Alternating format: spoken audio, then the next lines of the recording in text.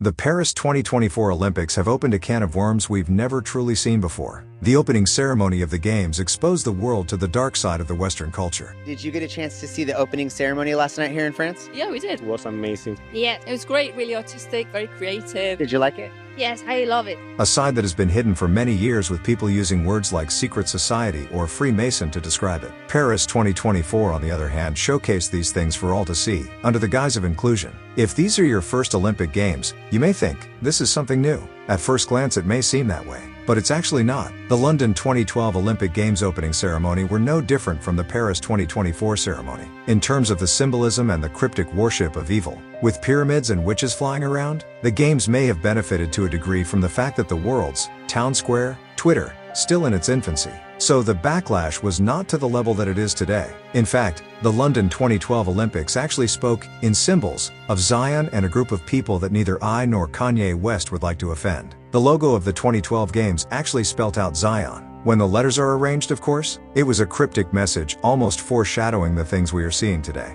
The 2012 Olympics were so controversial that Iran did not participate. It ran. The country chose to boycott the Games. The claim was refuted by the International Olympic Committee, who claimed the logo represented the number 2012. The Games featured so many symbols, from pyramids to this ancient symbol of immorality. Now, while you may be thinking these things are unique only to Paris and London, you have to remember, the Beijing 2008 Olympics motto was, "One world, one dream." Seems harmless, but it's not. It's an attempt at indoctrination, which all adds up to the Paris opening ceremony we saw, that was an attempt at rubbishing Christian beliefs and calling for a world where everything is accepted, especially what is wrong. Now, while it's easy to think that these three events are standalone, events of catastrophic nonsense, that is not the case. Let us just jog our memories on the history of the Olympic Games, games that date back to more than 1,500 years ago. The history of the Olympic Games may be disjointed in places, but there's a consistency with the manner that they began and what we are seeing in the Paris 2024 edition. The first written evidence of the official Games dates from 776 BC,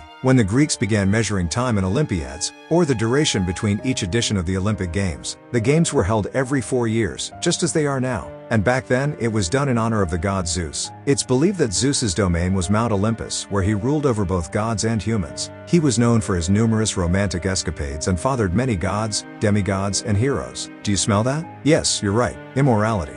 Zeus was worshipped across the ancient Greek world, with major sanctuaries dedicated to him, such as Olympia, where the original Olympic Games were held in his honor. The Olympic Games have never been games of the light. They've always been games of darkness with a very shoddy beginning. And not much has changed really. In 393 AD, the Roman Emperor Theodosius I banned the Olympic Games for religious reasons, claiming that they encouraged paganism. And he was not wrong. Fast forward to 1896, when the modern Olympic Games were born in Athens, Greece, with athletes from 14 nations competing in 43 events. The Olympic Games have grown into the world's premier sporting event, bringing together athletes from all corners of the globe. And that's why they make for such a great breeding ground for the work of the devil, because many people are watching these games, well over 1 billion, and so to attempt to normalize evil is ideal for those that want to push ungodly agendas. The Olympic Games are allegedly supposed to be games of neutrality where people do not impose ideologies and religious beliefs, but this has not been the case for a while now. And at the Paris Games, there has been evil that has been endorsed but good has been rejected, from before the Games even began, and yet the Last Supper was mocked in the opening ceremony for all to see.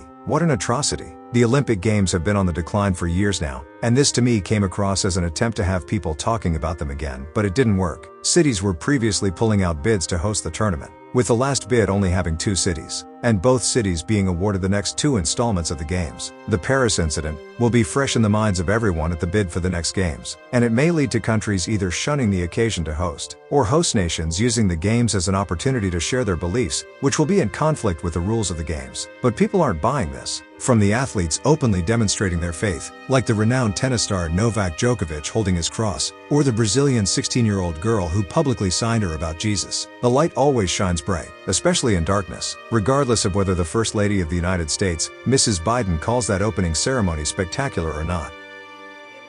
Spectacular. The rain did not dampen our spirits. And Casey, honestly, every step of the way, I was thinking to myself, oh my God, how are we going to top this? How are we going to top this? People aren't buying it. Or whether it's the French president himself stating this is France, like a Sparta cry? People do not buy the noise. They only want to live in a world where religion is respected and the non-religious are as accommodating as they'd like to be accommodated. I've made a video on what Kanye West had to say about these games. Please check it out, or check out the one on what Donald Trump had to say.